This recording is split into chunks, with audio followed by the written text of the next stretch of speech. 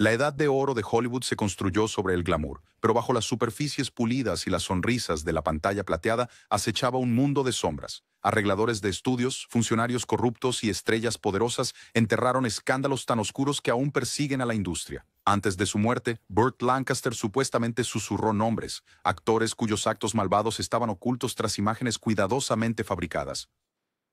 Fueron celebrados como íconos, pero sus vidas privadas revelan patrones de explotación, crueldad y corrupción que Hollywood luchó por mantener ocultos. Estas son las historias de los 15 actores más malvados de Hollywood, los monstruos detrás de la máscara. Charlie Chaplin. Para el público, Charlie Chaplin era el pequeño vagabundo, un payaso adorable cuyo genio transformó la comedia muda en arte. Pero detrás de las rutinas de slapstick y el bombín había un hombre cuya vida privada revelaba patrones preocupantes. Su atracción por parejas muy jóvenes era un secreto a voces entre los conocedores. En 1918, a los 29 años, Chaplin se casó con Mildred Harris, de 16 años. Cuando ese matrimonio colapsó, pronto se fijó en Lita Grey, de 15 años. Documentos judiciales describieron más tarde años de estricto control, aislamiento y tensión emocional. Para evitar un escándalo público, Chaplin rápidamente organizó un matrimonio discreto en México. Esto no fue un incidente aislado. Décadas después, su cuarto matrimonio con una O'Neill, de solo 18 años cuando él tenía 54, sugería el mismo patrón inquietante. Archivos del gobierno alegaron más tarde que Chaplin se acercó a ella por primera vez, cuando aún era una niña, ganándose la confianza de su familia hasta que el matrimonio parecía inevitable. Los ejecutivos de Hollywood sabían de estas relaciones, pero Chaplin era demasiado rentable para perderlo. Los funcionarios del estudio reformularon las preocupaciones como excentricidad, protegiéndolo del escrutinio. Su arte seguía siendo celebrado, pero su conducta personal sentó un precedente peligroso. Chaplin ayudó a establecer el modelo de cómo la industria protegería a figuras poderosas, minimizar comportamientos preocupantes, manipular historias para la prensa y silenciar a quienes lo cuestionaban. La historia lo recuerda como un pionero del cine, pero la verdad es más complicada. El pequeño vagabundo pudo haber entretenido a millones, pero el hombre detrás de la imagen dejó un legado nublado por sombras. Spencer Tracy. Spencer Tracy encarnaba la decencia en pantalla, sabio, paternal, confiable. El público confiaba en él, pero lejos de las cámaras, Tracy vivía bajo el escudo de secreto de MGM. Los ejecutivos incluso crearon el Tracy Squad, un equipo privado de conductores y asistentes cuyo único propósito era encubrir su comportamiento. Ex-empleados recordaron incidentes preocupantes que involucraban a la adolescente Judy Garland. Según se informa, Tracy la acorralaba en los camerinos, recordándole que resistirse acabaría con su carrera. Cuando Garland enfrentó una crisis más tarde, el solucionador de problemas de MGM, Howard Strickland, organizó un procedimiento médico discreto que ella nunca quiso, dejándola afectada de por vida. Las notas del estudio sugieren que Garland estaba lejos de ser la única presionada para guardar silencio. Otros jóvenes artistas soportaron amenazas similares. Sus carreras pendían como fichas de negociación. La oscuridad de Tracy no se detuvo ahí. Sus arrebatos repentinos inquietaban a todo el equipo. La coprotagonista Irene Dunn una vez describió cómo él susurraba comentarios perturbadores durante las escenas románticas, desdibujando la línea entre la actuación y la intimidación. Todos sabían, pero Tracy era oro en taquilla. Su imagen cuidadosamente cultivada de figura paterna hacía que cualquier acusación pareciera increíble para el público, sin importar cuán creíble fuera en privado. Detrás de la cálida sonrisa había un hombre protegido por capas de influencia. Hollywood no solo lo pasó por alto, sino que construyó una narrativa que borró verdades incómodas. Para millones, Tracy era la brújula moral de América, pero detrás de las luces simbolizaba cómo la corrupción podía esconderse a plena vista. Su carrera no se trataba solo de talento. Se trataba de hasta dónde llegaría el sistema para proteger a una de sus estrellas. Clark Gable. Clark Gable fue coronado como el rey de Hollywood, el símbolo supremo del encanto masculino, pero su trono se construyó sobre el silencio y el miedo. En 1935, durante el rodaje de Call of the Wild, su coprotagonista Loretta Young desapareció durante meses. Cuando regresó, afirmó haber adoptado a un bebé, Judy Lewis. Solo décadas después, salió a la luz la verdad. Judy era la hija de Gable, concebida bajo circunstancias problemáticas que Young no podía revelar públicamente. Young permaneció en silencio durante 60 años, sabiendo que hablar habría terminado con su carrera al instante. No fue la única silenciada. Personas cercanas testificaron más tarde que Gable organizaba reuniones privadas con mujeres vulnerables, a menudo jóvenes actrices presentadas a través de buscadores del estudio. Los ejecutivos de MGM lo protegieron repetidamente. Los embarazos inesperados se manejaban con arreglos secretos, ocultos de la prensa. Su relación con Jean Harlow terminó en un matrimonio cuidadosamente gestionado, diseñado solo para enterrar el escándalo. Después de la muerte de Gable, diarios privados supuestamente revelaron cientos de encuentros, muchos involucrando coerción o intimidación. Más inquietante aún, mantenía notas privadas, calificando a las mujeres por su apariencia y disposición, reduciendo a las personas a meras mercancías. Sus objetivos preferidos eran aquellos con antecedentes problemáticos, los menos propensos a resistirse. El público adoraba a Gable como un héroe romántico y apuesto, pero esa imagen era una fachada cuidadosamente mantenida por la maquinaria de Hollywood. Su llamado estatus real no se ganó solo con encanto. Se aseguró mediante el silencio, la manipulación y la protección institucional.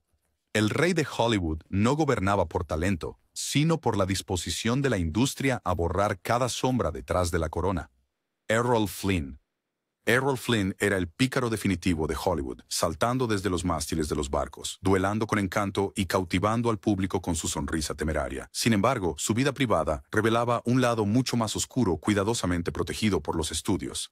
En 1943, dos adolescentes, Betty Hansen y Peggy Satterley, acusaron a Flynn de mala conducta. Sus historias eran inquietantemente similares. Invitadas a bordo de su yate, ofrecidas bebidas mezcladas con sustancias desconocidas y dejadas incapaces de defenderse. Flynn, supuestamente, incluso le dio un nombre a su mezcla, The Flynn Special.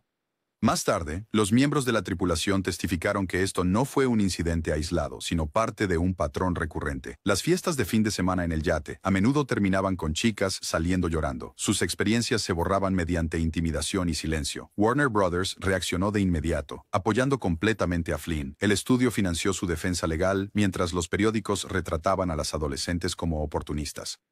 El abogado de Flynn, Jerry Giesler, fue pionero en tácticas agresivas en la sala de audiencias. Desacreditar a los acusadores, forzarlos a exámenes humillantes y presentar su trauma como una invención. Contra estas probabilidades, el jurado absolvió a Flynn. Irónicamente, el escándalo no destruyó su imagen, la amplificó. Los fans comenzaron a verlo como un amante peligroso, confundiendo depredación con encanto. El juicio fue un punto de inflexión, no solo para Flynn, sino para Hollywood. Estableció un precedente escalofriante de que las estrellas eran intocables si eran rentables. El carisma de Flynn se convirtió en su mayor escudo, sus actuaciones en la corte en otro papel teatral. Detrás del héroe aventurero admirado en todo el mundo, había un hombre que operaba por encima de las consecuencias, su legado un testimonio de hasta dónde llegaría la industria para proteger a sus íconos. Joan Crawford. Joan Crawford era la diosa helada del cine, su glamour en pantalla una máscara para la crueldad que acechaba debajo. A diferencia de otros, ella no dependía de la agresión física. Su verdadero método de control era la manipulación. Crawford construyó una red de inteligencia personal, empleando publicistas y asistentes para recopilar secretos sobre rivales. Compiló expedientes que podían arruinar carreras con un susurro o una filtración bien calculada. Colegas que se cruzaban con ella a menudo se encontraban destruidos no por casualidad, sino por sus planes cuidadosamente calculados. Su crueldad se extendía a su propio hogar. Los hijos adoptivos Christina y Christopher describieron años de tormento psicológico. Crawford los exhibía ante los fotógrafos como prueba de devoción maternal. Luego, a puertas cerradas, exigía obediencia absoluta, enseñando miedo en lugar de amor. Su infame rivalidad con Bette Davis se volvió legendaria no solo por las palabras agudas, sino por la obsesión de Crawford con explotar las debilidades de Davis. Orquestaba conflictos en los rodajes, desestabilizando las producciones para obtener ventaja.